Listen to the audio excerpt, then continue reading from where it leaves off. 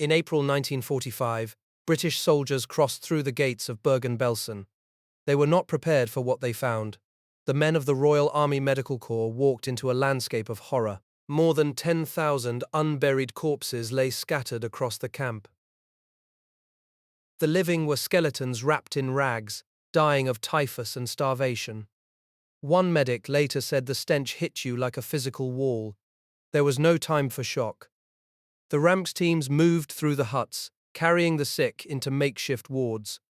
They worked without rest, trying to save the living while the dead lay all around them. Typhus spread through the camp, killing hundreds despite their efforts. They administered food in tiny portions, knowing that starving men could not digest a full meal. Every hour, more prisoners slipped away. The scale of the suffering seemed beyond comprehension. The medics burned the huts to stop the disease. They buried thousands in mass graves. They held dying men and women in their arms as the life left their bodies. For the RAMP, the war in Europe ended not with triumph, but with this terrible duty. They had trained to save lives. At Belsen, they could only watch most of them slip away. To understand how the Royal Army Medical Corps arrived at that moment, it is necessary to go back to the very beginning of the war. Back to the autumn of 1939, when the Corps was a skeleton organization. Back to the training depots where civilians were turned into soldiers. Back to the first desperate battles where the medics learned the hard lessons that would carry them through to the end. On the 1st of September 1939, Germany invaded Poland. Within days, Britain was at war. The RAMP had just 1,453 officers and 5,920 other ranks in its regular force. That was nowhere near enough. Thousands of new recruits had to be found, trained, and equipped. They came from every walk of life: clerks, miners, furniture salesmen, golf professionals, and grocery assistants. They reported to training depots at Church Crookham in Hampshire and Beckett Park in Leeds. The conditions were rough. Men slept on straw-filled mattresses and ate in crowded mess halls. The army had not expected such a rapid expansion, and the organization struggled to keep up. Every morning, bugles woke them before dawn for drill on freezing parade grounds. One of those recruits was Walter Hart, a Jewish printer from the East End of London. He had served in the Jewish Lads Brigade and the St. John Ambulance before the war. When he arrived at Church Crookham, he found the place in chaos. The barracks were overcrowded, and the food was terrible. But on the first Sunday, Hart and 3 other Jewish recruits were left standing alone on the parade ground, with no religious board to join. The training itself was a mixture of discipline and improvisation. Men learned to march, to salute, to obey orders without question. They also learned basic anatomy, first aid, and how to carry a stretcher over rough ground.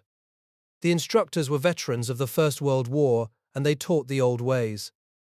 Some of the equipment still had the date 1917 stamped into the leather. Among the trainees was John Broom, a 23-year-old furniture salesman from Colchester.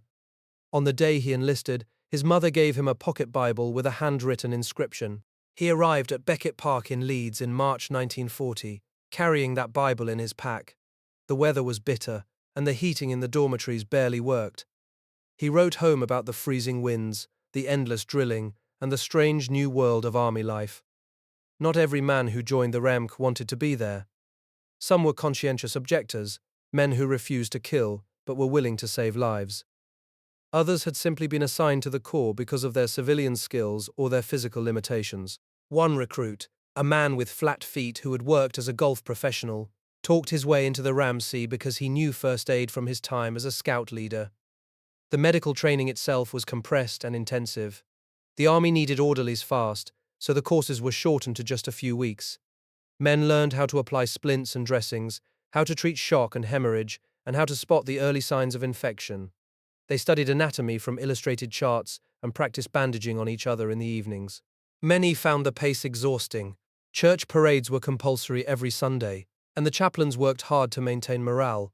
For men like John Broom, faith was a steady anchor in the chaos of training. He wrote home about the Methodist minister who visited his room and about the services that gave him a sense of peace. But the army still made him play football on Sundays, which he refused, drawing a firm line between business and the Sabbath. By April 1940, the RAMPs had deployed units to France and Norway. The Norwegian campaign was a disaster from the start. The terrain was frozen and mountainous, and the roads were barely passable. Medical units landed without proper transport, and wounded men had to be evacuated on Norwegian sledges or carried over icy slopes by stretcher bearers. Frostbite claimed as many casualties as German bullets. The Luftwaffe attacked Red Cross facilities without hesitation. One field hospital near Namsos was bombed repeatedly despite its clearly marked roof. The medics learned to dig slit trenches and operate in whatever shelter they could find. Communication between units was almost impossible. Telephone lines ran through civilian exchanges, and German spies were suspected at every switchboard. The Norwegian campaign lasted just 2 months. By early May, Allied forces were withdrawing, and the Ramsey had to abandon much of its equipment. But the experience taught hard lessons. Medical units needed to be mobile. They needed reliable transport and secure lines of communication. They could not depend on the enemy respecting the Red Cross. These lessons would be tested again within weeks. On 10 May 1940, Germany launched its blitzkrieg against France and Belgium. The British Expeditionary Force moved forward to meet the attack, and the Ramsey moved with them. Field ambulances crossed into Belgium with their brigades, setting up dressing stations in schools and farm buildings. For a few days, the old system of casualty evacuation held. Then the German tanks broke through at Sedan. The speed of the German advance shattered the medical evacuation chain. Regimental aid posts were overrun before they could clear their wounded. Ambulance convoys were strafed from the air. Casualty clearing stations found themselves suddenly right on the front line. The static hospitals built during the phony war were cut off and captured before they could evacuate their patients.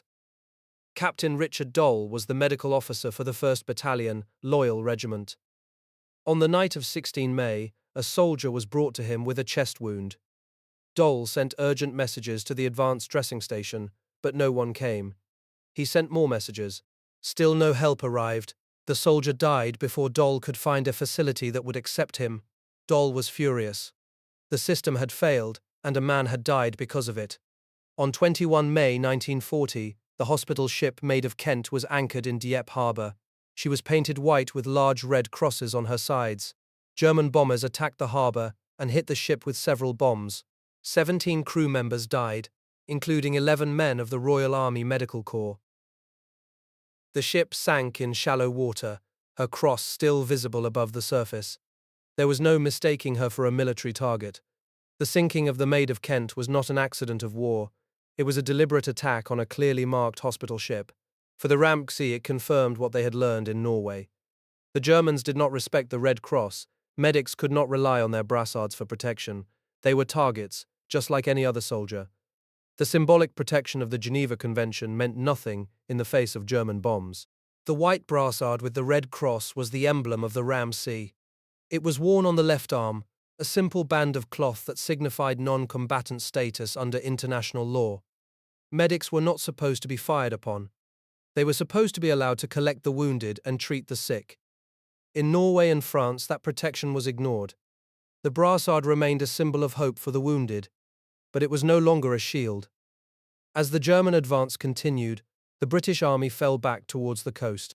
The roads were choked with refugees, abandoned vehicles, and marching troops. Ramsey units struggled to keep their dressing stations open as the front line shifted behind them. Wounded men were carried on stretchers for miles because there were no ambulances available. Some were left in farmhouses with a medic and a few supplies, waiting for capture.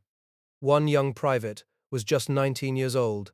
He was a member of No. 150 Field Ambulance, serving with the 50th Northumbrian Division. On 22 May, he was badly wounded during the German advance near Arras. His comrades carried him for 3 days, trying to reach an ambulance. Finally, they lifted him onto a medical lorry. As they did, German machine gun fire raked the vehicle. The young soldier was hit again and killed instantly. Stanley Cross later made it to Dunkirk. He boarded a converted coal carrier and crossed the channel, but he never forgot carrying Muzzard through those 3 days. The image of the young soldier being hit in the ambulance stayed with him for the rest of the war. The Ramk was supposed to be a non-combatant corps, but in the chaos of the Blitzkrieg, there was no safe zone. Medics died alongside the fighting men they tried to save. By 26 May, the decision had been made to evacuate the British Expeditionary Force from Dunkirk. The ramp faced an impossible task. Thousands of wounded men were spread across the beaches and dunes. Dressing stations had to be set up on the sand, under constant bombing and strafing. The wounded were loaded onto small boats in the surf, often under fire. Every medic who could stand worked without rest for days. The hospitals and clearing stations were overwhelmed.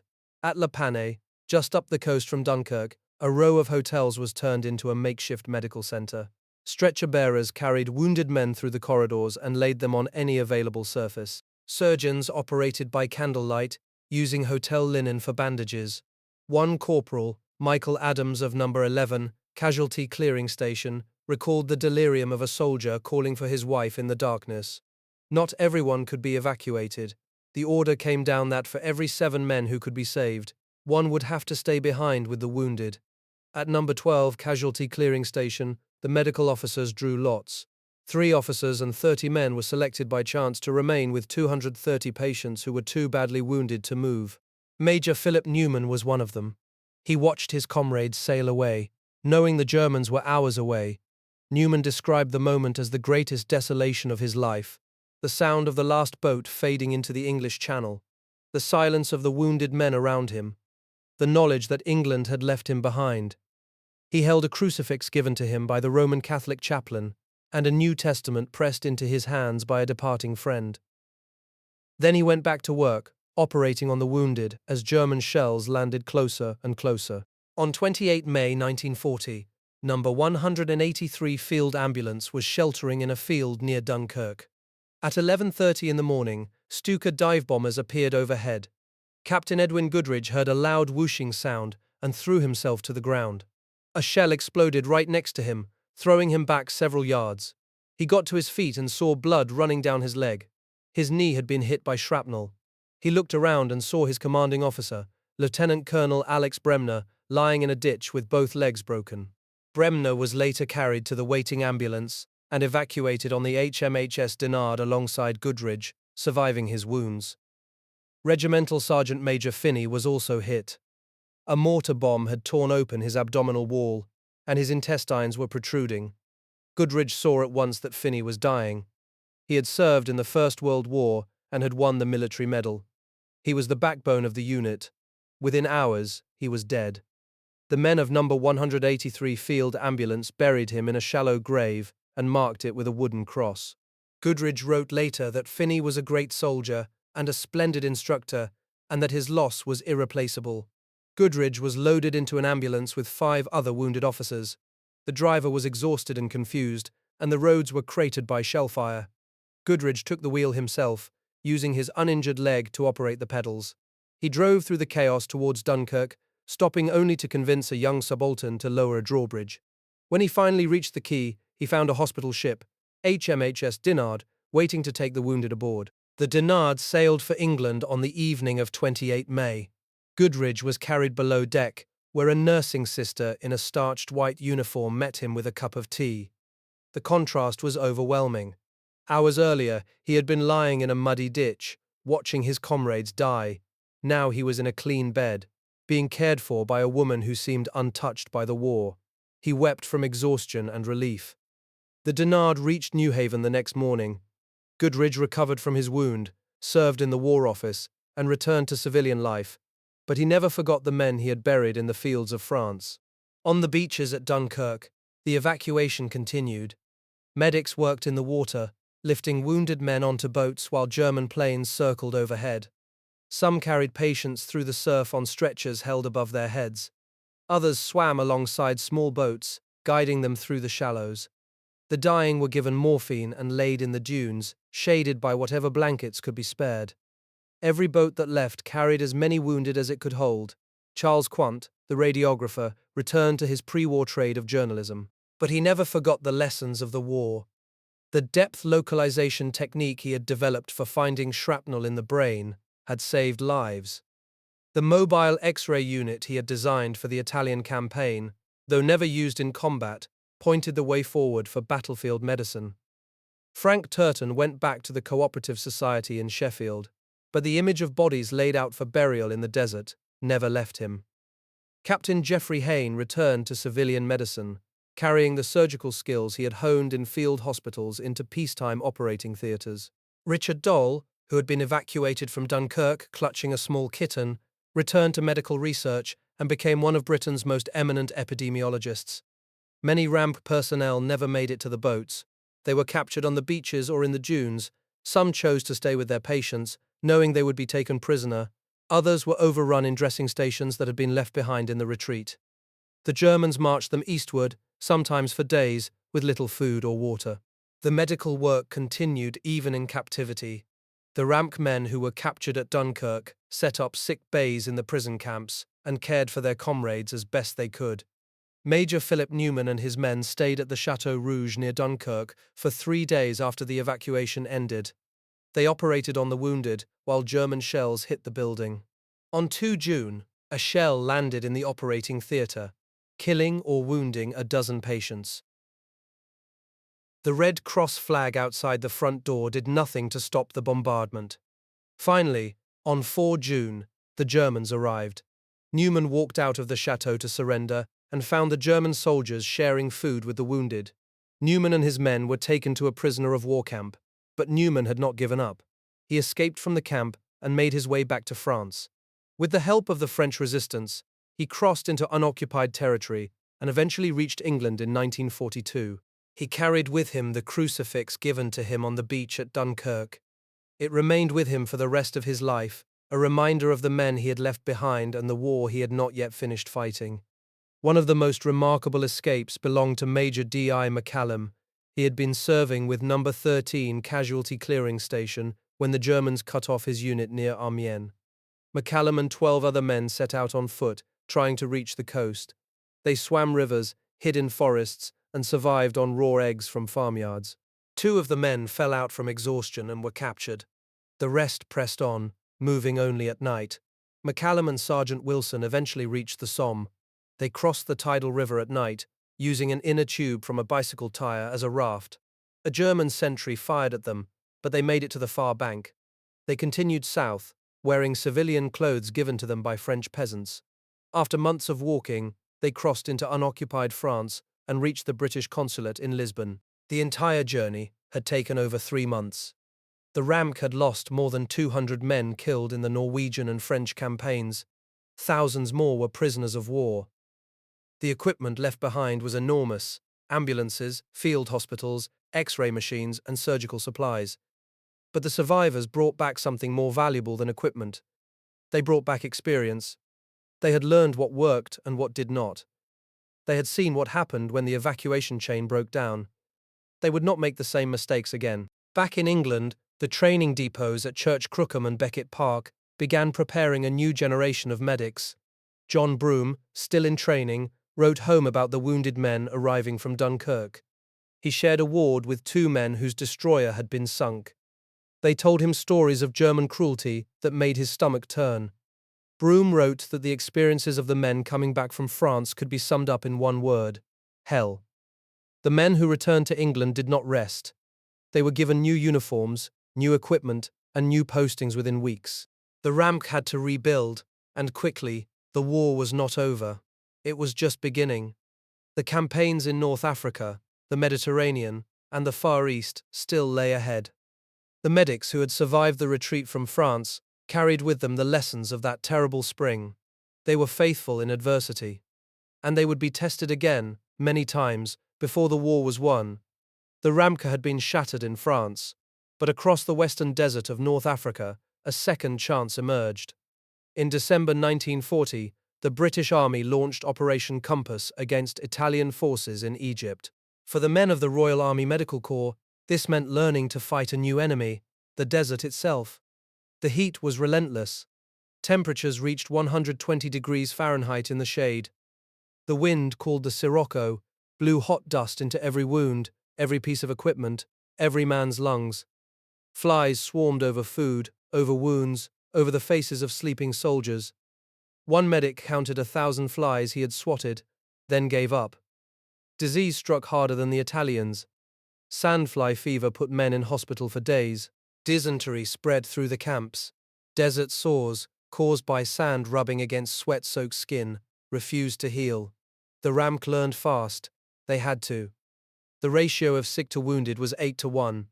Field surgical units were pushed closer to the front. Instead of waiting for casualties to travel 150 miles to a hospital, surgeons operated in lean-to tents attached to trucks. There, they packed wounds with sulfonamide powder, a new drug that fought infection. The powder was issued to every soldier with instructions to tip it directly into any wound. Blood transfusion came forward too. Dried plasma and serum were flown from England to a base unit in Cairo. From there, it moved up the line to the men who needed it most. A soldier shot through the gut could now receive life-saving plasma within hours of being hit. The desert was cruel, but the RAMS was learning to be faster. On December 12, 1940, near Sidi Barrani, the fighting was intense. The 1st Battalion of the Argyll and Sutherland Highlanders was in action. Their medical officer, Lieutenant J.M. Muir, was crouched at the regimental aid post when a shell exploded nearby. A splinter tore into his pelvis and shoulder. He fell, bleeding heavily. Muir refused morphine. He said he needed to keep his senses clear. Propped up against the side of his vehicle, he continued directing his stretcher bearers. For 8 hours, he gave orders on how to treat each man brought to him. He did not let his own wounds stop him. The stretcher bearers worked under machine gun fire. Muir called out instructions, telling them which wounds needed immediate pressure, which men could wait. He was in terrible pain, but his voice never weakened. Around him the battle raged, but the wounded kept coming. Only when the last wounded man had been loaded onto an ambulance did Muir consent to be treated. He was placed on a stretcher and carried away. For his actions, Lieutenant Muir was awarded the Distinguished Service Order. His courage became a standard for every medical officer in the desert. The campaign shifted in February 1941. German forces under General Rommel landed in Tripoli. The Afrika Korps was a different enemy. Their tanks were faster, their tactics bolder. The British 8th Army was pushed back across the desert, and the Ramsey had to retreat with it. The withdrawal was chaotic. Medical units packed up their tents, loaded their lorries, and moved east. Dressing stations were set up, then abandoned hours later. Casualties were loaded onto ambulances that had no clear destination. One medical officer later wrote that navigating was so difficult his compass could be 25 degrees off inside the vehicle. The port of Tobruk was surrounded. Inside the perimeter, Ramsey units worked under constant shell fire. Water was rationed. Medical supplies ran low. Surgeons operated in underground bunkers by the light of hurricane lamps. The wounded were evacuated by destroyer at night, loaded onto boats under the eyes of German gunners. Despite the siege, the medics did not stop. They treated British, Australian, Indian, and German casualties side by side. One dressing station was visited by Rommel himself, who saw that his men were being well cared for and left orders not to disrupt the work. Among the wounded treated during the siege was a young fusilier named W. Close in August 1941. A German mortar shell landed near his machine gun position. Shrapnel pierced his face. Blood ran into his eyes. He was temporarily blinded. His comrades convinced him not to touch the shrapnel sticking out of his skin.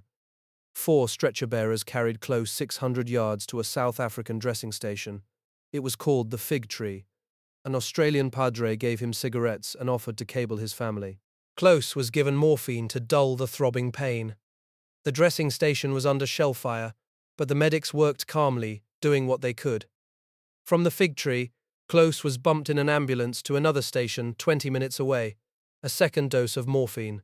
A cup of tea with no milk or sugar. Then on to Tobruk Hospital, where a surgeon operated immediately. The shrapnel was removed. His eyes were cleaned. His head was wrapped in bandages. 3 weeks later in Alexandria, the bandages came off. Doctors tested his vision with a revolving wheel. They washed his eyes 4 times a day. Slowly, the film of blindness lifted. Close could see again. He was classified as fit for base duty only, but he begged the medical officer to upgrade him to frontline service. He sailed back to Tobruk just in time for the relief of the garrison.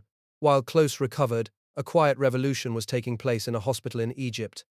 Private Walter Hart was now serving at No. 6 General Hospital. He had been assigned to the sanitary squad, draining stagnant water to prevent mosquito breeding.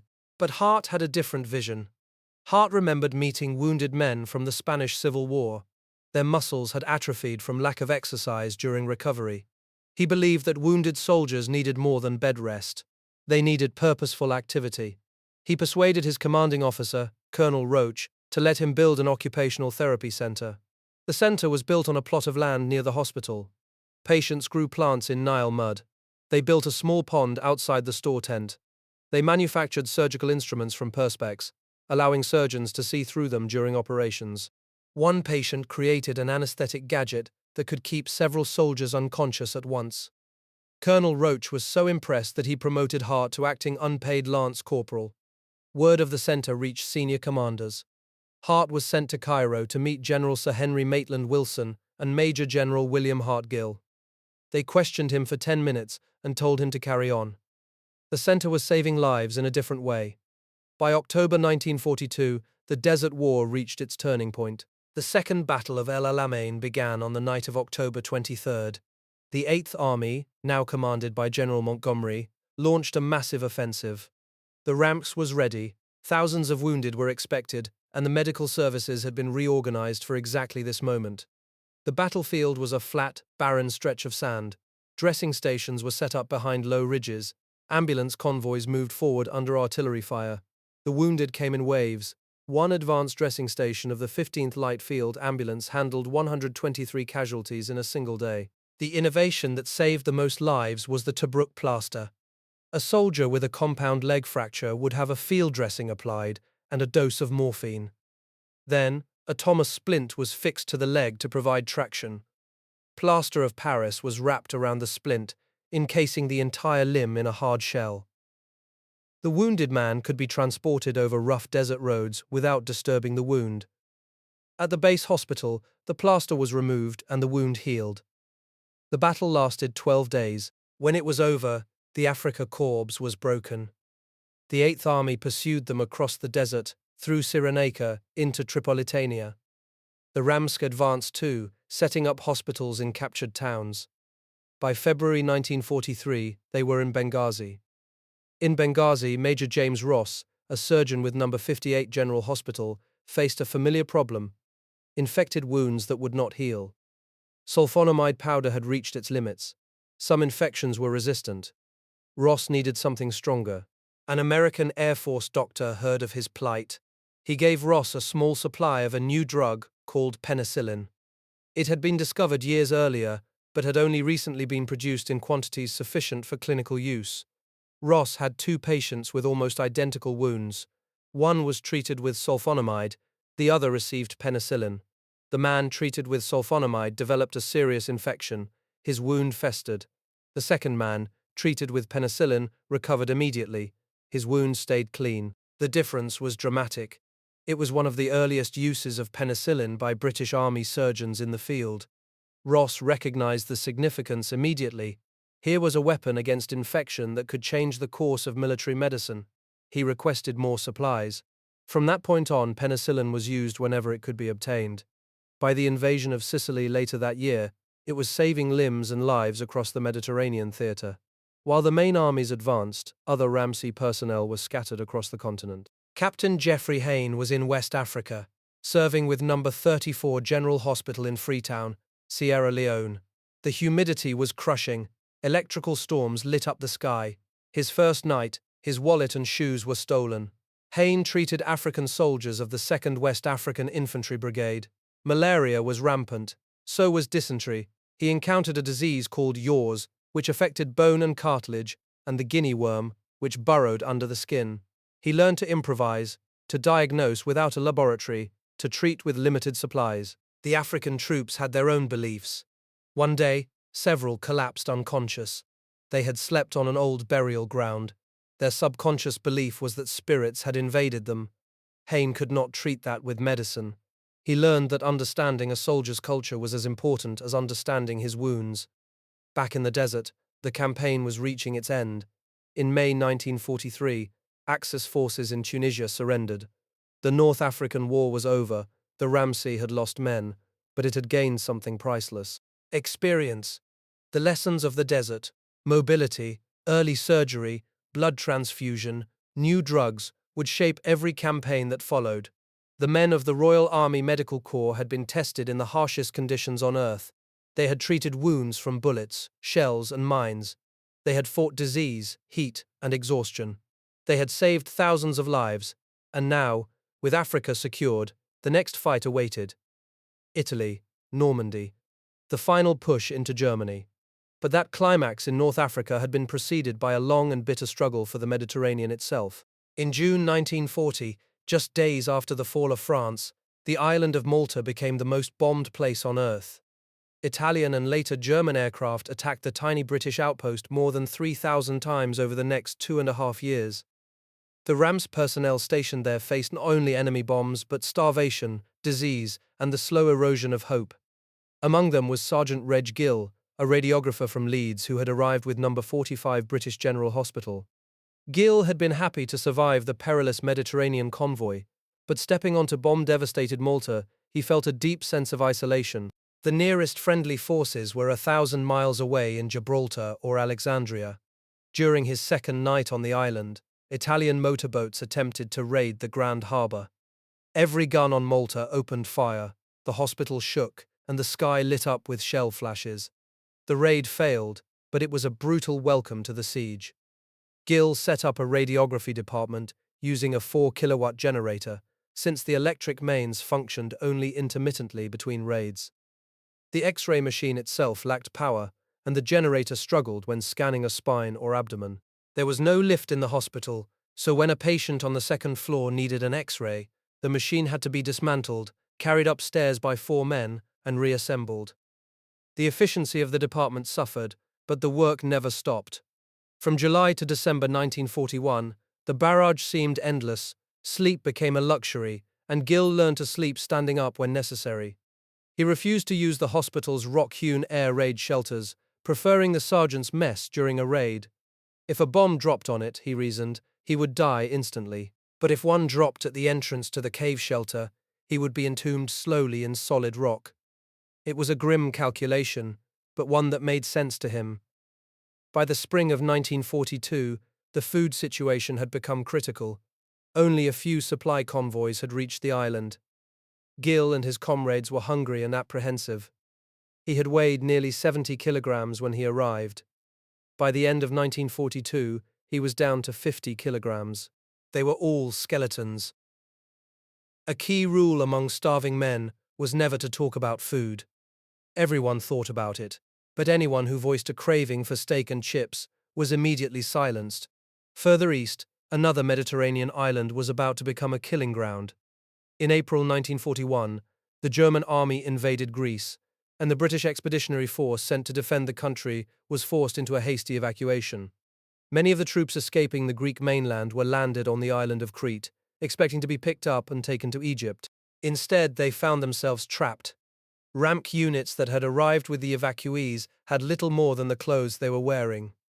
Lieutenant Colonel Robert Debenham commanded No. 7 General Hospital, which reached the Mediterranean in January 1941 and finally disembarked on Crete on 19 April 1941, setting up its tents on a narrow strip of land on the north coast. The hospital was largely under canvas, laid out in orderly rows. In the following days, the hospital received a massive influx of over 40,000 British, Commonwealth, and Greek troops evacuated from Greece, severely straining its capacity. The medical staff worked round the clock, and by May, 847 casualties had been admitted, many in serious condition. At dawn on a day in mid-May, the German airborne invasion of Crete began. The hospital was bombed repeatedly and raked with machine gun fire from low-flying aircraft. Movement inside became impossible. Patients and staff who had the strength threw themselves into slit trenches. After 2 hours of aerial attack, 300 German parachutists descended on the land a few hundred yards from the hospital headquarters. Most of the invaders were killed before they landed, but some entered the hospital grounds. The German paratroopers replaced the Red Cross flag with a swastika. Staff and walking wounded were rounded up and marched away. Men who dared to raise their heads from the slit trenches felt the whiz of sniper bullets. Eventually, New Zealand troops reoccupied the area, but Debenham knew this was only a temporary lull. After dark, he moved all remaining patients to a series of caves along the rocky coast. It was a desperate measure, but the caves offered protection from the constant bombing. The cave hospital consisted of 5 surgical caves and 1 dysentery cave. The rough surfaces and sloping floors made arranging patients a challenge. Cooking was done on Primus stoves, and each cave was responsible for its own provisions. An operating table was set up in the largest cave, and both wounded British and German troops underwent surgery on it. Debenham remarked on the magnificent attitude of all patients, despite the cramped space, poor light, and lack of proper hygienic arrangements. Fresh water was carried from a well some distance away and carefully conserved. Seawater was abundant and served as a natural sewage repository. When a corpse had to be laid outside a cave until burial could be arranged, a German aircraft machine gunned it. Despite this, Debenham eventually raised a Red Cross flag again after learning that a nearby New Zealand field ambulance had been completely respected. The same respect was afforded to the flag over the cave hospital, except for one truck that was deliberately attacked and destroyed. Among those evacuated from Greece to Crete was Captain Theo Stephanides, a regimental medical officer with the 66th Auxiliary Military Pioneer Corps Group. He had gone to draw medical supplies in Kefisia and returned to find his headquarters empty and everyone gone. With nothing but his steel helmet and a first aid outfit, he managed to board the SS Julia, an old Greek collier, and crossed to Crete on April 25th. The journey was harrowing. The overcrowded vessel was attacked by 7 Stukas, leaving 13 men wounded. Stephanides turned the ship's saloon into a sick bay and tended to the wounded with the help of an Australian corporal. One man had a bullet that had tunneled 4 inches under the skin of his calf before exiting. Stephanides slit open the length of the wound, washed it out thoroughly, and dressed it. A quarter grain of morphine helped ease the pain. On arrival at Suda Bay, Stephanides reported to a camp consisting of wrecked houses and found that the greatest problem was sanitation. Stephanides held a medical inspection of the men at the camp and found only minor ailments. The troops were still too keyed up from their escape to think of illnesses, but he was acutely short of medical supplies. He walked to Kinnear to report to the Assistant Director of Medical Services and came away with aspirin, acroflavine, bismuth and soda tablets, and a few shell dressings. It was not nearly enough for what was coming. When the German airborne assault on Crete began, Stephanides found himself treating an endless stream of wounded. He also faced cases of complete nervous collapse. Men with trifling or no apparent wounds showed signs of concussion and extreme physical exhaustion. Some fell asleep the moment they were laid on the floor. Their pulses were much faster or slower than normal. A good cup of tea was administered to revive their spirits, but the psychological damage was deep. By May 28, the German army had broken through the British defences. Men were in full retreat, including many walking wounded. Stephanides had received no orders to evacuate, so he went to find his commanding officer. To his surprise, he was told that the commander had left hours earlier. Cretan civilians were already removing supplies from the former headquarters. Stephanides returned to his first aid post, but found it deserted. He gathered his medical box and a satchel of shell dressings and hastily left. Stephanides and his orderlies carried a wounded soldier named Private Ironside on a stretcher. The man had been shot in the left breast, shoulder, and face and left unattended for days. As they retreated, lorries ignored their attempts to flag them down. Stephanides ordered his 2 Jewish orderlies to leave the party and make their own escape, fearing what the Germans would do to them if captured. They refused at first, a very plucky decision, but eventually complied. The stretcher broke and the men carried Ironside in a hand chair. Finally, a lorry filled with wounded men stopped and a padre ordered the driver to take Ironside aboard. Stephanides continued on foot, hiking through the mountains. He jettisoned everything except his medical kit, which he kept because discarding it would have felt like a soldier throwing away his rifle. After walking nearly 40 miles in less than 30 hours, he reached Imbros Gorge and reported to a New Zealand medical officer. The task was to receive all wounded who came down the road, administer medical care, and evacuate them by lorry to Sfakia on the south coast. On May 30th, orders came to evacuate the walking wounded in broad daylight, using lorries with large Red Cross flags. It was a risky move. The previous evening, similar vehicles had been attacked, but Stephanides and his men bunched together and waved their flag. The German planes circled, dipped their wings in recognition, and flew on without firing. The unexpected respect shown by the German pilots left Stephanides puzzled. In Greece, they had bombed hospital ships without compunction.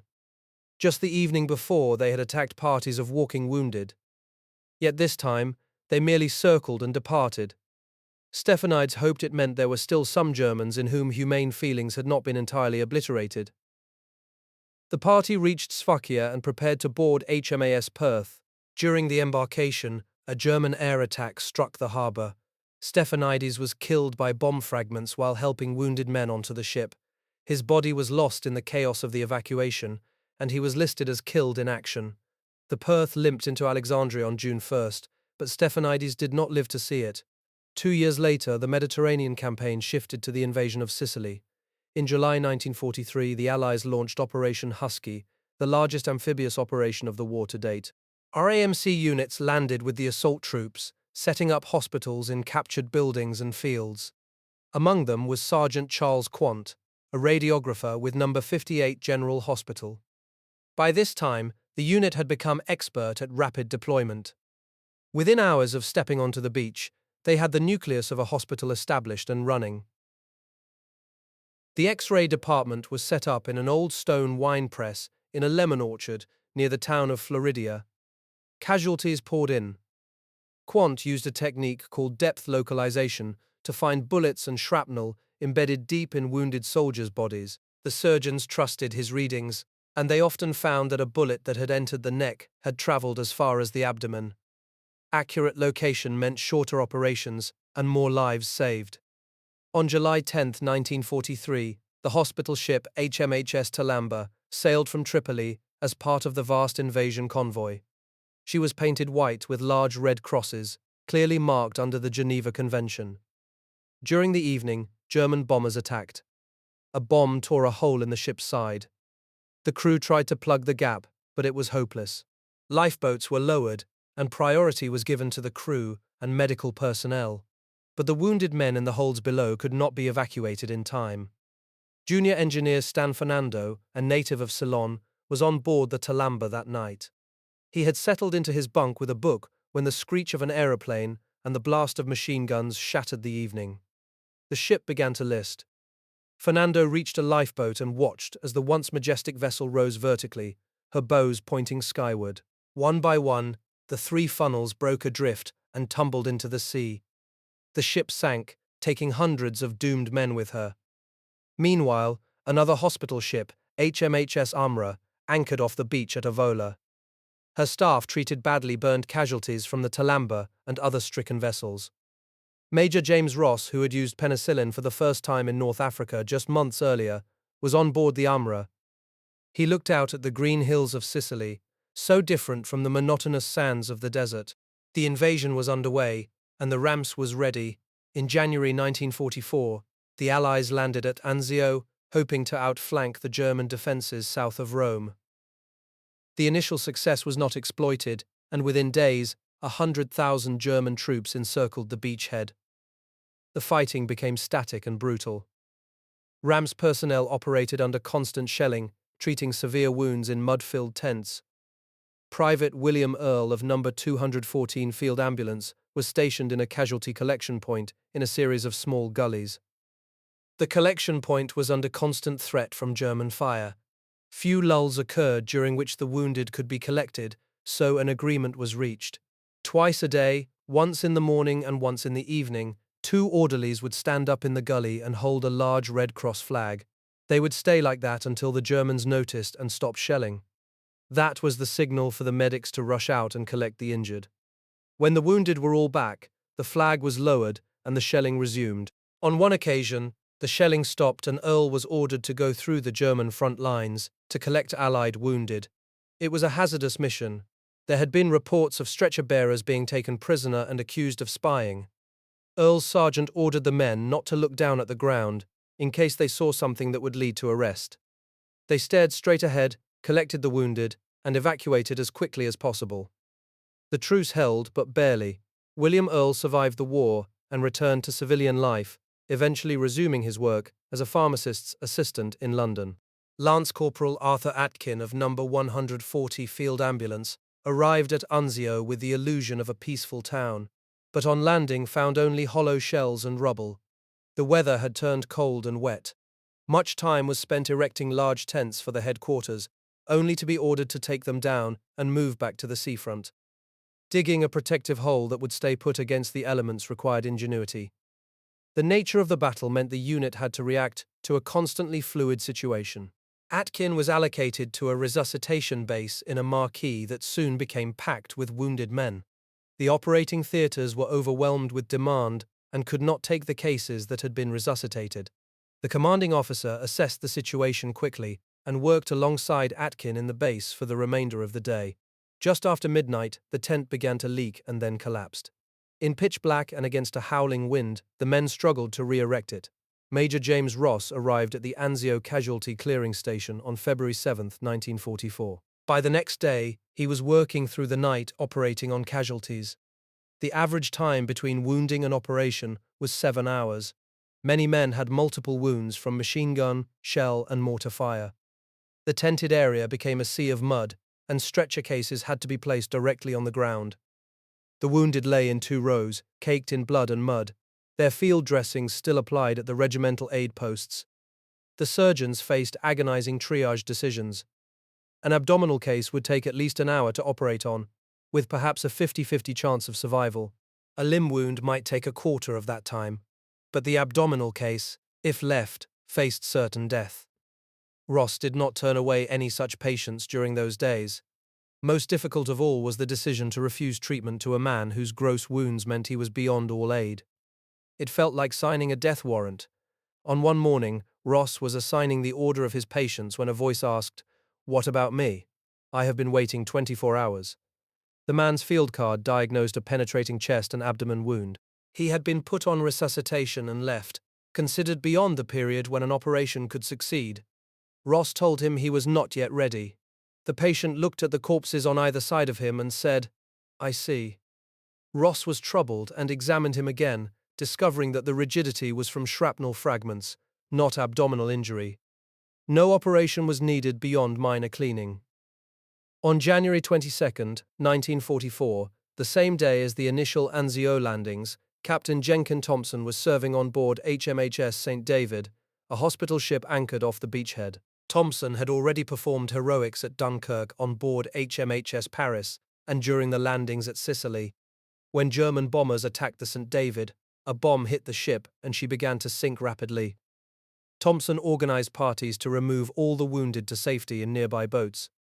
When all were ordered to save themselves, Thompson returned alone to one remaining patient who was still trapped below deck. He remained with the man, and both perished together when the ship went down.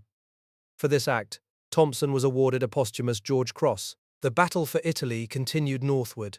In February 1944, the Allies began their assault on Monte Cassino, a historic hilltop abbey that dominated the entrance to the Liri Valley.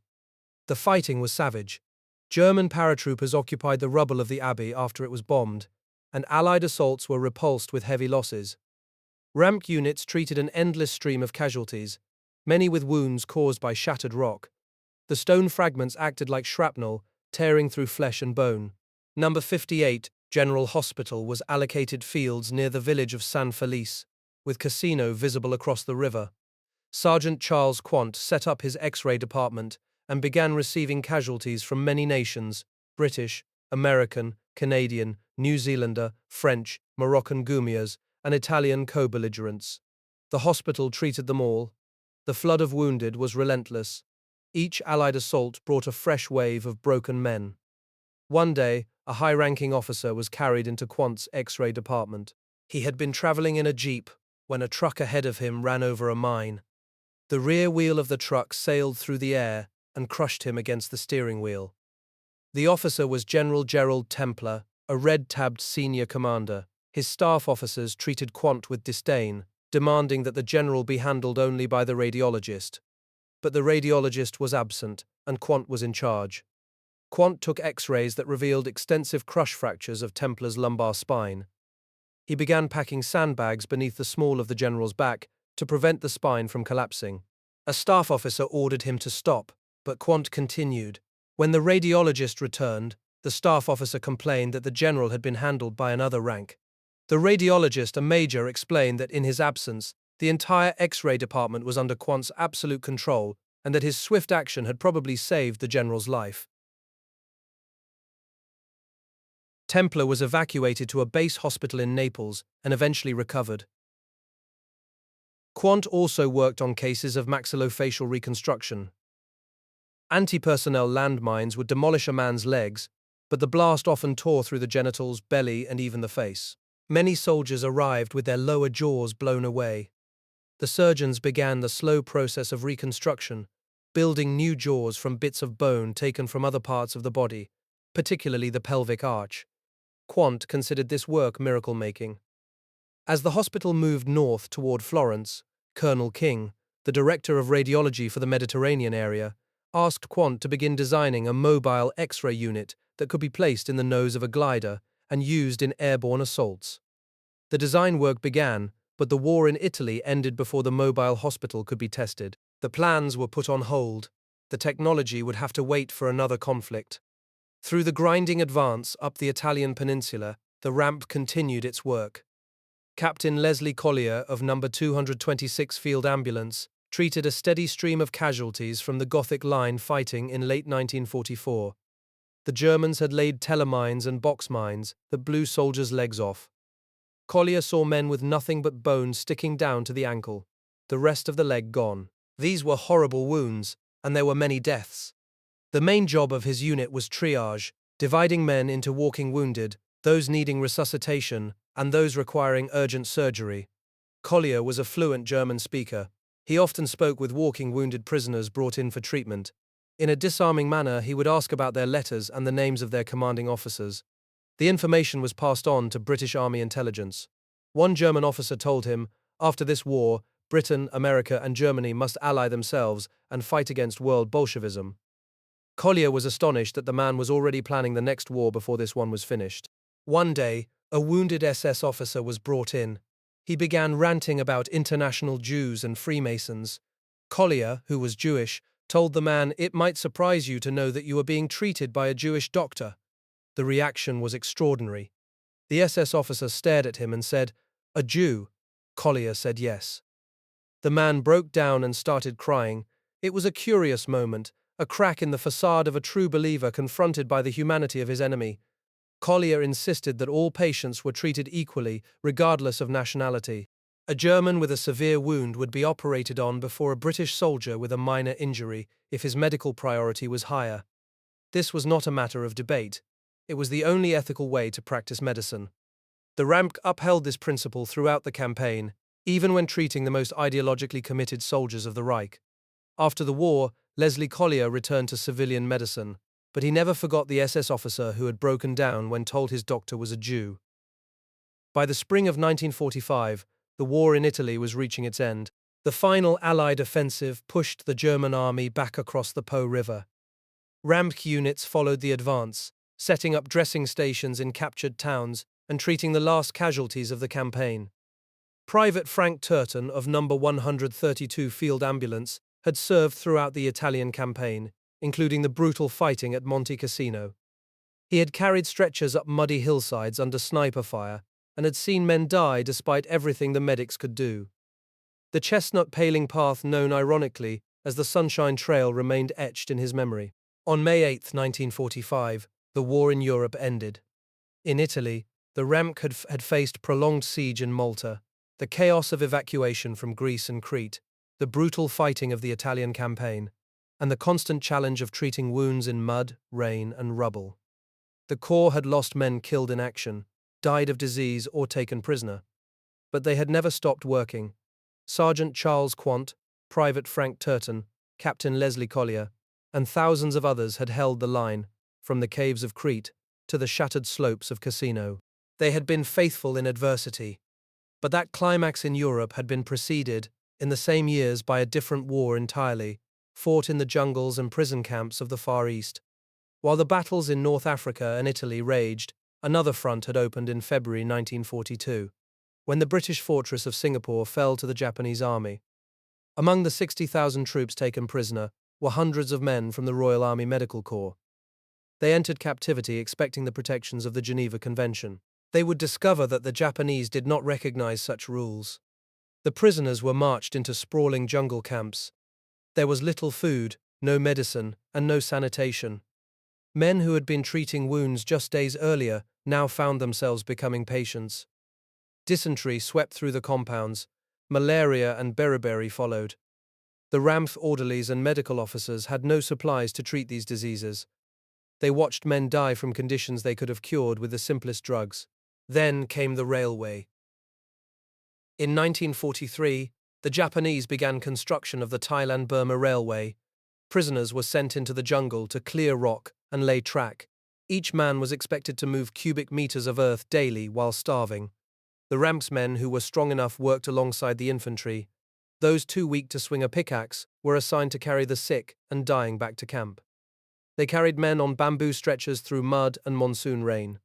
The medical officers who survived the railway performed surgery without anesthetic. They amputated gangrenous limbs with dull knives. They drained abscesses with heated wire. They treated cholera with nothing but boiled water. The stronger orderlies scavenged for herbs and roots that might have medicinal value. They learned to set bones using bamboo splints. They dressed wounds with strips of torn clothing boiled in river water. Of the 60,000 prisoners taken at Singapore, nearly 13,000 would die. But the death rate could have been far worse. The RAMP's presence in every camp reduced mortality through sheer persistence. One medical officer, forced to watch hundreds die from vitamin deficiency, organized his men to collect grass and boil it into a broth that provided some nourishment. Another convinced Japanese guards to allow the sick to rest, buying them hours that sometimes became days. In the prisoner of war camps across Germany, the conditions were different, but the mission remained the same. The Geneva Convention granted Red Cross parcels, mail from home, and visits from neutral inspectors. RAMSC medics could still practice medicine with limited supplies. Major Philip Newman was one of those captured after Dunkirk. He continued treating wounds and performing operations inside the barbed wire. The German camps had proper hospital huts. The RAMC ran their own wards. They performed surgery under electric lights with sterilized instruments.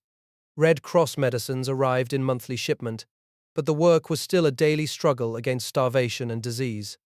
The medics stretched every bottle of iodine. They rationed every bandage. They performed appendectomies on kitchen tables. They delivered babies for Russian prisoners who had been taken from their homes. Escape was a constant preoccupation.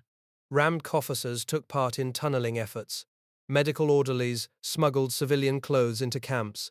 Some medics feigned illness to get transferred to hospitals closer to the Swiss border. One RAMC sergeant memorized the layout of a camp's sewage system and led a group of men through the pipes to freedom. Those who were caught were sent to punishment camps. Those who succeeded made their way back to England and reported for duty. Majors Newman escaped twice. The first attempt ended in recapture after 3 days. The second took him through France, across the Pyrenees, and to Gibraltar. He returned to Britain in 1942 with the help of the French resistance. Within weeks he was back in uniform. He served in North Africa and then in Northwest Europe. His capture and escape had not ended his war. It had only delayed it. Philip Newman returned to surgical practice after the war, the crucifix from Dunkirk still in his possession. The Japanese camps offered no chance of escape. Those who tried were beaten or executed. The men learned to survive through mutual support. RAMC orderlies shared their Red Cross parcels with weaker prisoners. Medical officers bartered their skills for extra food. A doctor who set a guard's fractured arm might receive a handful of rice for the sick ward. A sergeant who treated a Japanese officer's dysentery might obtain quinine for the malaria cases. While the prisoners struggled in the camps, the Burma campaign reached its peak. In March 1944, the Japanese launched a major offensive toward India. The British and Indian armies met them at Kohima and Imphal. The battles were fought in dense jungle, on steep hillsides in monsoon rain. Field ambulances followed the fighting troops into the green hell. They set up dressing stations in bamboo thickets. They operated by torchlight under canvas sheets that leaked. The wounded had to be evacuated across impossible terrain. Jeeps could not climb the muddy slopes. Trucks sank to their axles in the red earth. The medics turned to mules. Native carriers from the Naga Hills were recruited to carry stretchers. For the worst cases, light aircraft landed on makeshift airstrips carved out of the jungle. The RAMC learned to load wounded men onto planes under fire, getting them to base hospitals within hours. The mules became the backbone of casualty evacuation. Each animal could carry 2 wounded men in specially designed baskets. The ramp orderlies learned to pack the baskets carefully. A jolt on a steep trail could kill a man with a chest wound. They padded the baskets with blankets and lashed them tight. Then they led the mules down tracks that had been used for centuries by local villagers. The animals knew the ground better than any map. Disease was a worse enemy than the Japanese. In the jungle, malaria infected nearly every man. Dysentery drained the strength from whole battalions. Scrub typhus killed those who were not evacuated in time. The RAMF ran malaria treatment centers behind the front lines. They issued mepacrine tablets, an anti-malarial drug, and enforced their use. They treated dehydration with intravenous fluids carried in by parachute. They drained abscesses and amputated infected limbs in tents that smelled of rotting vegetation. By the time the Burma campaign ended in 1945, the RAMC had established itself as the thin line between survival and death. In the prisoner of war camps, the medics had worked without supplies, without rest, without recognition. In the jungle, they had carried men on stretchers down muddy slopes while bullets cracked overhead.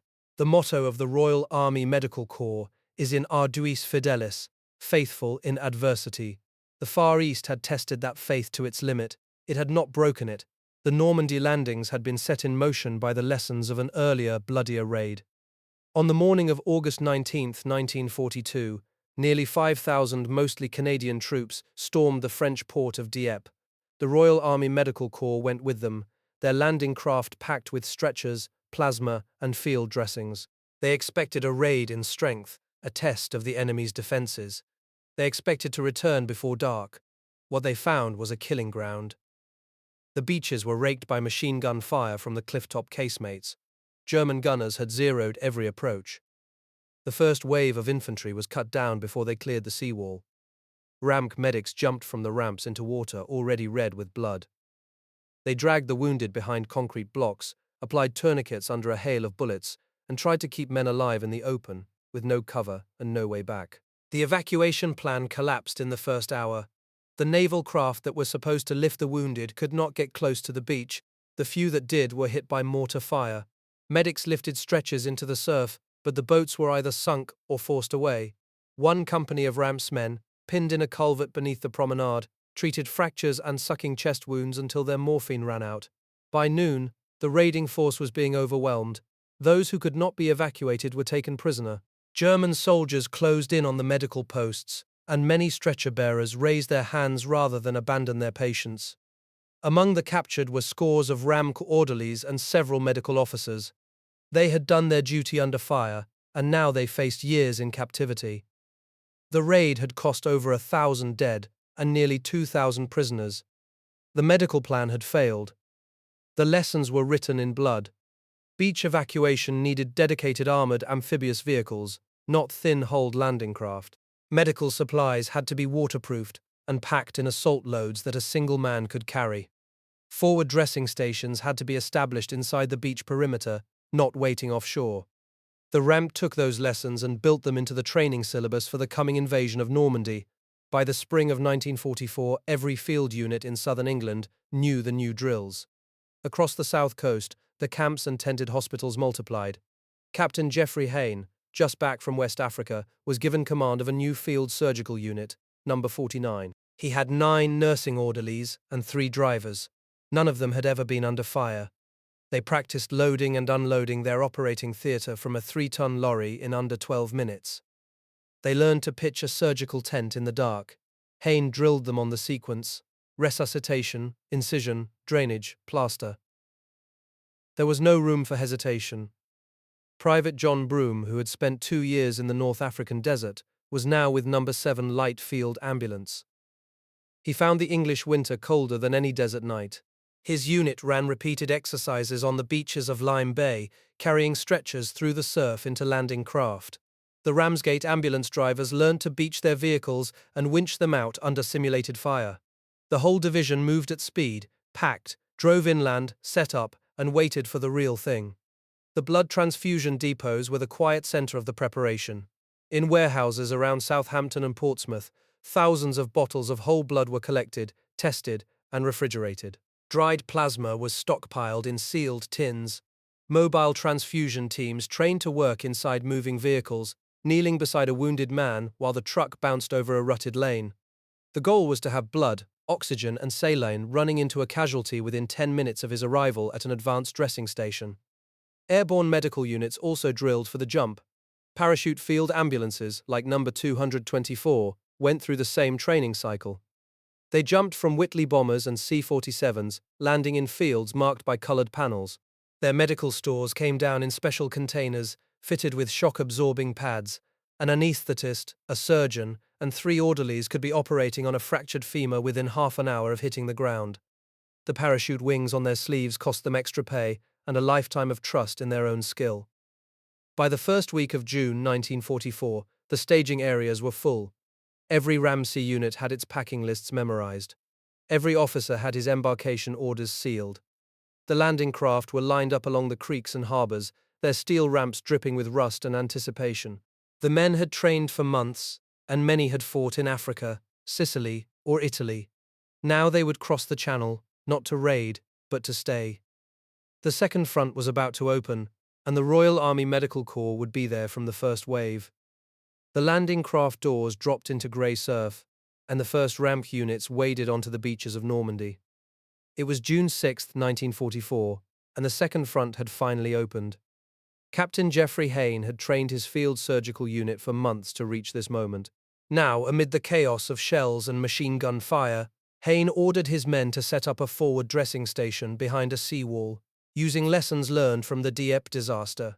The pre-planned medical support worked better than anyone had dared to hope. Armored amphibious vehicles, developed in response to Dieppe, carried wounded soldiers from the surf to the waiting landing craft. Blood transfusion teams, staged on hospital ships anchored offshore, pumped plasma into men who would have bled to death in earlier wars. Private John Broome, a North Africa veteran, helped carry stretchers through the receding tide as the beachhead slowly expanded. Penicillin, now in mass production, was already saving limbs that would have been amputated in the desert. Surgeons applied it directly to wounds, and the infection rate dropped dramatically. By nightfall on D-Day, the advanced dressing stations had processed hundreds of casualties, sorting the men who could return to their units from those who needed evacuation to England.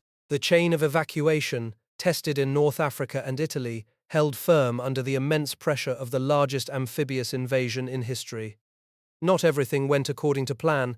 Many medical stores were lost when landing craft hit underwater obstacles. Some medics were pinned on the beaches for hours before they could begin treating the wounded. But the fundamental lesson of Dieppe had been learned. Medical support must land in the first wave, not the second. By the end of the first week, the Ramsey had established a functioning hospital network inside the Normandy perimeter, and the wounded were flowing back to Britain in a steady, organized stream. The fighting in the Bocage country of Normandy was slow and brutal. The Germans defended every hedgerow, and the wounds were terrible. Compound fractures from mines, chest wounds from sniper fire, and the ever-present burns from tank warfare. Field surgical units, like the one commanded by Hayne, operated in tents and captured barns, working in 12-hour shifts. The surgeons used the Tobruk plaster technique developed in Africa, immobilizing leg fractures in plaster shells that allowed safe evacuation over the rough French roads. By late August, the breakout from Normandy was complete. The German army was in full retreat toward the German border. The Ramsey packed up its field hospitals and followed. The medical units were now veterans of mobile warfare, and they moved with practiced efficiency. The campaign that had begun on the bloody beaches of D-Day was now racing toward the German frontier, and the medics moved with the front line, never more than a few miles behind the fighting troops. On September 17, 1944, the airborne forces launched Operation Market Garden, the bold attempt to seize bridges across Holland and outflank the German defences. Men of the 16th Parachute Field Ambulance jumped into the Dutch countryside alongside the infantry. Medical supplies were packed in special containers and dropped by parachute, but many of them drifted off course and were lost in the marshy fields. The medics landed with only what they carried in their personal packs. The medical plan for Market Garden depended on rapid relief by ground forces. But the ground forces were delayed. The 1st Airborne Division was trapped at Arnhem, surrounded by German troops, and the wounded piled up in makeshift aid posts. Doctors operated by flashlight in the cellars of Dutch houses, using ether for anesthesia and stitching wounds with ordinary sewing thread. The medics worked until their hands shook from exhaustion, knowing that evacuation was impossible. After 9 days, the survivors were ordered to withdraw across the Rhine. The walking wounded hobbled toward the river under German fire. The stretcher cases had to be left behind. The Rams men who stayed with them knew they would be captured. It was a repetition of Dunkirk, the same bitter choice, the same acceptance of sacrifice. Among those left behind were medics who had already survived North Africa, Sicily, and Normandy. The winter that followed was the coldest in 40 years. The German counter-offensive in the Ardennes, which began in December 1944, caught the Allied supply lines stretched thin. RAMPS units in Belgium and Luxembourg were overwhelmed by the sudden flood of casualties. They treated frostbite alongside gunshot wounds, working in freezing barns with no electric light. The mud of the battlefield turned to ice, and stretcher-bearers slipped and fell as they carried the wounded to the dressing stations. In the Reichswald forest, during the bitter fighting of February 1945, medical evacuation became a nightmare of mud and snow. Jeeps could not move off the roads. Stretcher parties had to carry the wounded for miles through the dense, frozen woodland. The field ambulances used tracked vehicles, borrowed from the Royal Engineers, to reach the forward positions. The wounded lay on stretchers in the snow, wrapped in blankets and waterproof capes, waiting for their turn to be lifted out. By March 1945, the Allies had crossed the Rhine into Germany. The ramp crossed with them, setting up dressing stations in civilian houses and farm buildings. The German civilians, many of them old men and women, stood in the doorways and watched. The medics had no time to explain. They carried the wounded inside, laid them on kitchen tables, and began to operate. The war was entering its final weeks, but the work of the RAMK had not slowed. Private Eric Harden of the 195th Field Ambulance had already survived the North African desert and the Italian mountains. Now he was in Western Germany, with the British infantry closing on the village of Drope. On the morning of April 1, 1945, the battalion advanced across open fields toward the German positions. Machine gun fire cut through the ranks, and men fell in the mud. Harden was with the stretcher party, waiting for the first call. The call came within minutes. A wounded soldier lay in the open, exposed to heavy fire. Harden crawled out into the field, dragging a stretcher behind him. He reached the man, applied a field dressing, and pulled him back to the safety of the hedge line. Then he went out again, and again. Each time, he crawled across the same field, under the same machine gun fire, to reach another wounded man and bring him back alive. The Germans knew what he was doing. They shifted their fire toward him, but he kept moving. Other medics shouted at him to stop, but Harden ignored them. He made 3 or 4 trips into the field, each time returning with a wounded soldier on his stretcher. The infantrymen watched him with a kind of disbelief. He was a private, not an officer, not a doctor. He was just a medical orderly doing what he had been trained to do. On his last trip, Harden reached another wounded man. He was lifting him onto the stretcher when a burst of machine gun fire caught them both.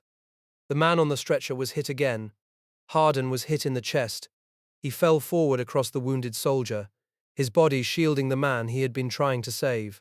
When the stretcher party reached him, Harden was dead. He had not stopped crawling forward, even as the bullets struck him. For his actions that day, Private Eric Harden was awarded the Victoria Cross. It was the only Victoria Cross awarded to the Royal Army Medical Corps in the European theatre during the Second World War. The citation described his complete disregard for his own safety and his repeated rescues under sustained enemy fire. The men of his battalion remembered him as the quiet orderly who had carried them back from the killing field, one by one, until he could carry no more. The war in Germany was ending, but the Rams had one more task to face, one that no amount of training could have prepared them for. On April 15, 1945, British troops entered the Bergen-Belsen concentration camp. They found 60,000 prisoners, most of them Jews, living in huts so crowded that the living could not lie down beside the dead. Typhus was raging. Starvation had reduced the prisoners to skeletons. The ground was littered with unburied corpses, 10,000 of them, piled in heaps between the huts. The Ramsk units called to deal with the camp were not prepared for what they found. The medical officers, veterans of Normandy and the desert, stood at the gate and stared. Nothing in their training, nothing in their experience, had shown them anything like this. The smell of death was overwhelming. The living were too weak to move. The dead were everywhere, and there were not enough men to bury them. The medics began to work. They set up a hospital inside the camp, using the SS barracks as wards. They ordered the German guards to dig mass graves. They brought in food and water, but many of the prisoners were too weak to eat. The medics fed them intravenously, one at a time. Typhus patients were quarantined in separate huts. Thousands were beyond help, and they died despite everything the doctors could do. The Red Cross flag was raised over Belsen to mark the medical area. Inside the camp, the medics worked around the clock, treating the sick and the dying. The character of the camp changed. The SS guards were forced to help bury the dead, and the German civilians from the nearby town were brought in to witness what their government had done. The medics did not lecture them. They just kept working, trying to save as many lives as they could. The camp had to be destroyed to prevent the spread of disease. On May 21, 1945, the last huts were set on fire. The Ramps men watched as the flames consumed the barracks, the bunks, the piles of clothing and personal belongings. The camp was gone, but the survivors needed to be treated, housed, and fed. The medics stayed in Belsen for weeks after the fire, caring for the living, documenting what they had found, and trying to restore some measure of humanity to the place.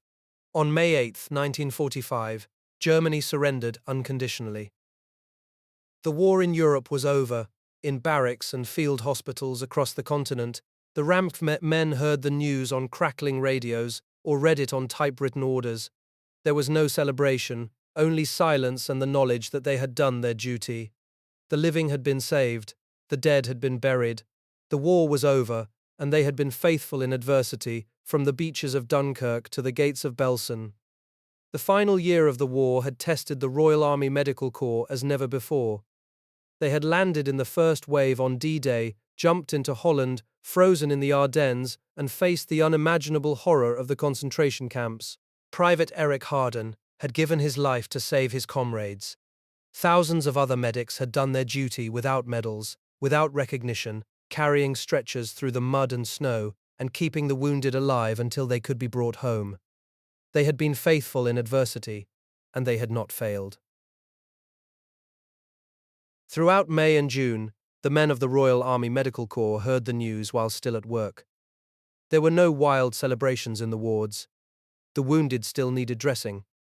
The sick still needed medicine. For the medics, the war ended not with a bang, but with another round of bedpans and bandages. The fighting was over, but the work was not. Throughout May and June, Ramp units turned their attention to the living victims of the Nazi regime. In the liberated concentration camps, medical orderlies continued feeding starving prisoners by intravenous drip, spoonful by spoonful. They treated typhus with the few drugs available. They forced SS guards to dig mass graves and watched as German civilians were brought in to witness the horror. The smell of death did not leave their nostrils for weeks. The Red Cross flag that had been raised over Belsen remained flying as a fragile symbol of mercy in a landscape of ruin. In July, the demobilization process began. The British Army used a points system based on age, length of service, and number of overseas tours. Men with the highest points were released first. For veterans like Private Frank Turton, who had served in North Africa and Italy since 1941, the wait was agonizing. He had not slept in a proper bed for 5 years. Now he stood in long queues, filling out forms, waiting for his number to come up. Charles Quant, the radiographer who had X-rayed generals and soldiers alike from North Africa to Italy, packed his portable equipment and began the slow journey home. Captain Edwin Goodridge, who had driven his wounded comrades to Dunkirk, later served in the War Office and returned to civilian life. Radiographer Reg Gill returned to Leeds, where his experiences on Malta drove him to campaign for better nutritional standards in the army. Others could not leave so quickly. Captain Geoffrey Hayne, who had commanded a field surgical unit from D-Day through to the crossing of the Rhine, remained in Germany for weeks after the surrender. There were still displaced persons to treat, still epidemics to contain. The occupational therapy center that Walter Hart had built in Egypt had proved so successful that similar programs were now being set up across Europe. Among those who never returned was Captain Theo Stephanides, killed by bomb fragments while evacuating wounded from Sfakia. Captain Leslie Collier, who had treated SS officers with the same care as British soldiers, returned to civilian medicine. On September 2, 1945, the war in the Far East ended. For the prisoners of war who had survived the Burma Railway and the Japanese camps, liberation came slowly. RAM's medical teams were flown into Singapore, Thailand and Java to treat men who weighed less than 100 pounds. The medics who had themselves been prisoners were finally free.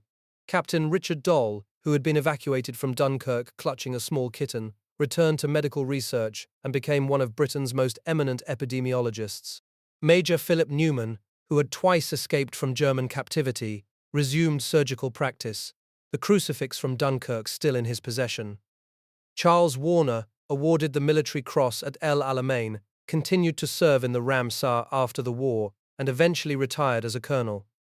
Lance Corporal Arthur Atkin, who had sketched scenes from Italy and treated wounded under fire, returned to his pre-war trade as a signwriter but continued to paint scenes from the war.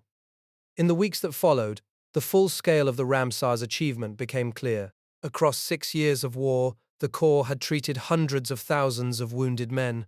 They had developed the Tobruk plaster for broken legs, pioneered the use of penicillin in the field, and created mobile surgical units that could follow tanks across the desert.